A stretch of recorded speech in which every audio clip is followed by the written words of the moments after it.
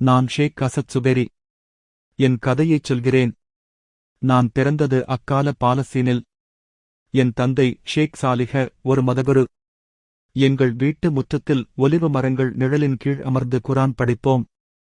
சிறுவயதிலேயே என் தந்தை என்னிடம் சொன்னார், அசத், நீ ஒரு குரானின் ஹாஃபிஸ் மட்டும் ஆகக்கூடாது, நீ ஒரு ஹாஃபிஸ் யும்மத், இந்த சமூகத்தின் பாதுகாவலர் ஆகச வேண்டும் நோட் என. நான் அல் அசர் பல்கலைக்கழகத்தில் படிக்கச் சென்றபோது என் இதயம் துடித்தது. கைரோவின் தெருக்களில் மக்கள் பேசிய ஒவ்வொரு வார்த்தையும் என்னுள் ஒரு கேள்வியை எழுப்பியது, நாம் முஸ்லிம்களாக என்ன செய்கிறோம்? நமது நிலை என்ன? ஒரு நாள் என் ஆசான் மௌலானா முகம்மது அப்துவ என்னிடம் கேட்டார், அசத், நீ எதற்காக படிக்கிறாய்?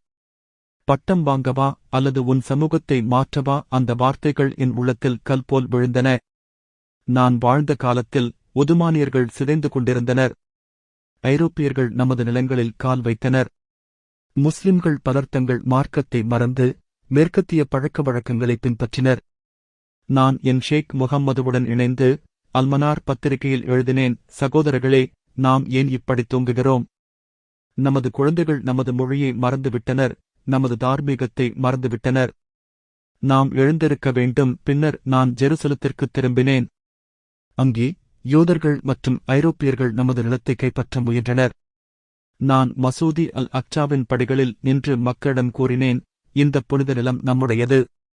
ஆனால் நாம் அதை வாளால் அல்ல, நமது ஈமான் மற்றும் ஐக்கியத்தால் காப்பாற்ற வேண்டும். நான் அல் ஜாமியா அல் அரபியா அரபுக் கழகம் என்ற அமைப்பைத் தொடங்கினேன்.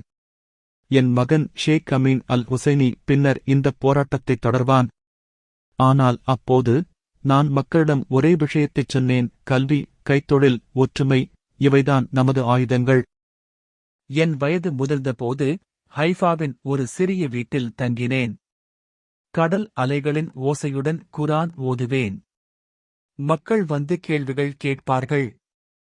நான் சொல்வேன், என் குழந்தைகளே, நீங்கள் எதிர்காலம். உங்கள் கைகளில் குரான் இருக்கட்டும், உங்கள் இதயங்களில் பாலஸ்தீன் இருக்கட்டும். ஆனால் முதலில் நீங்கள் ஒரு நல்ல முஸ்லிம்களாக இருக்க வேண்டும். உன் வாழ்க்கையை அர்ப்பணி. ஆனால் முதலில் உன் இதயத்தை தூய்மைப்படுத்து. நீ எதை பாதுகாக்கிறாயோ அது உன்னை முதலில் பாதுகாக்க வேண்டும்.